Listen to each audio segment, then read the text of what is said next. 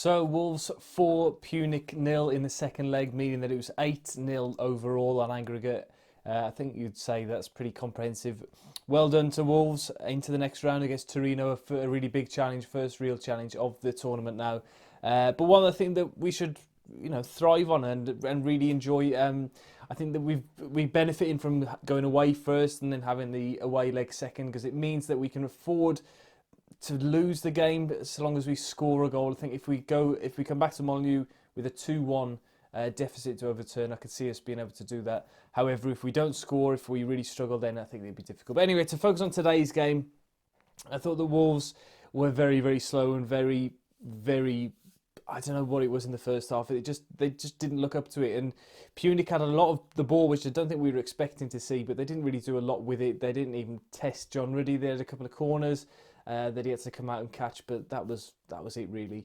The only thing I would say that I noticed, particularly more in the first half, because I think he had more to do, is that Max Kilman. It's very difficult to judge a player on his first appearance, barring that 10-second cameo against Fulham at the end of last season. But he's this futsal player who's come in through the ranks and is obviously Nuno thinks highly of him, otherwise he wouldn't be playing. He's very young still, but he panicked a lot on the ball. He did play one really good through ball over the top towards Vinagre, I think it was, or Cutrone. I'm not quite sure. I remember, but I don't know what it was. But he didn't set the world alight for me. But on the other side of Cody was Jesus Vallejo. Now you could tell that he was a player that came from Real Madrid. I think he's a very, very high quality defender, relaxed in possession. Very, very well aware of his surroundings and was able to manipulate possession in a very positive way. Very similar to Willy Bolly. I can see him definitely coming in at some point over the next couple of weeks to replace Ryan Bennett. Well, not replace him. He's certainly going to challenge him over the next few weeks, because I thought he played very well for a defence that didn't have a lot to do. I think he showed that he was perfectly capable and a very, very good player. So that'll be interesting to see how that develops over the next few weeks. But it was interesting as well, through various parts of the first half, that Wolves were switching to a 4 at the back when they were in possession, and they didn't work. It wasn't very effective, but it was interesting. Vallejo was going right out to the right back.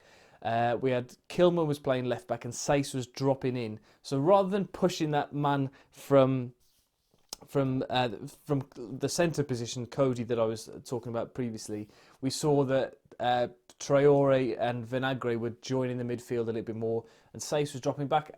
I can see that working. I can see it helping break down those teams that we struggled against last season, like Brighton and those difficult games.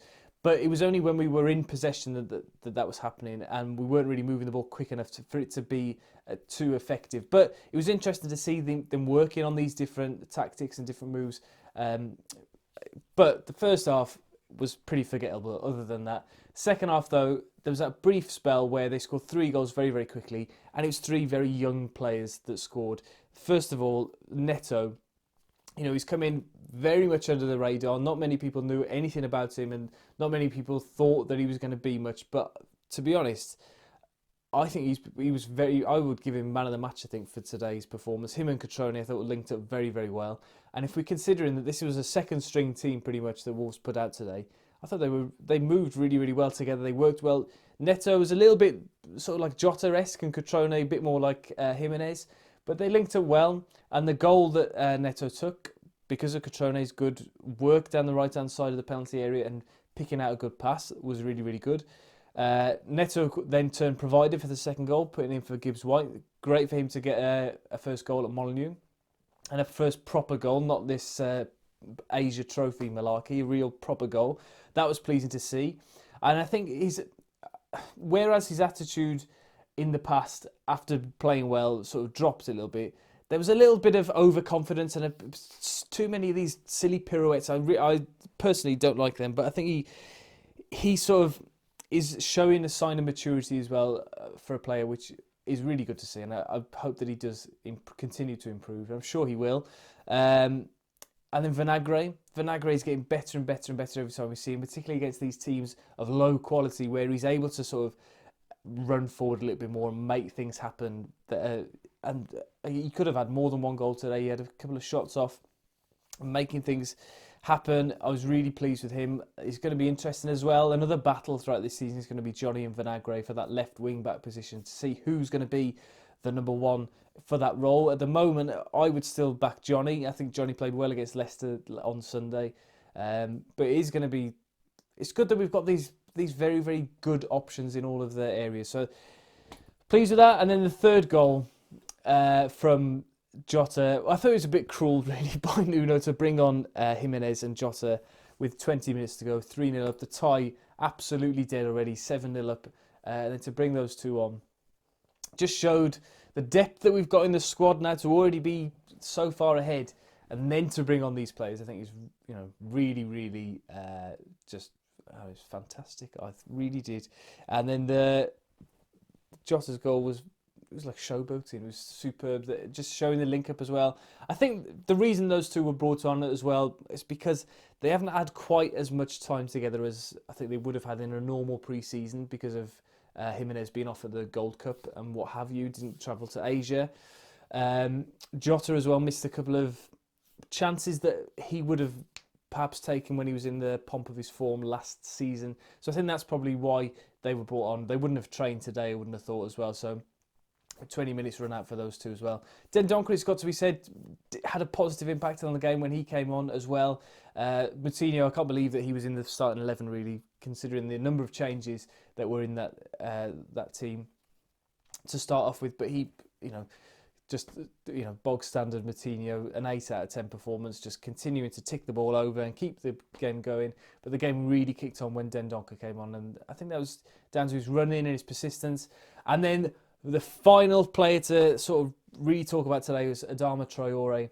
I think that he had his best game in a Wolves shirt today, despite having one of the worst efforts at goal that has ever been seen at Molineux. It was absolutely appalling. He had a shot from a good position, about 20 yards out in front of the goal, cut inside from the right onto his left foot, and then it went almost at a 90-degree angle out for a throw-in, and it was met with laughter from the crowd. Absolutely appalling effort, but he recovered from that and put in a couple of really, really good crosses and looked dangerous and did what he should have been doing against these teams, Crusaders and the first leg against Pyunik. He should have been doing it all. Well, he didn't travel to Pyunik, did he? Obviously. But he should have been doing a lot better by just getting inside and then pulling it back. The goal... whose goal was it? One of the goals. I think it was Vinagre's goal, perhaps, that was from that move. But he's shown signs of being a better player than he is, and I was pleased with that. Pleased with the overall performance. Cutrone, disappointed that he didn't get a goal, but he contributed an awful lot to the team, and I think that's important for this time of the season.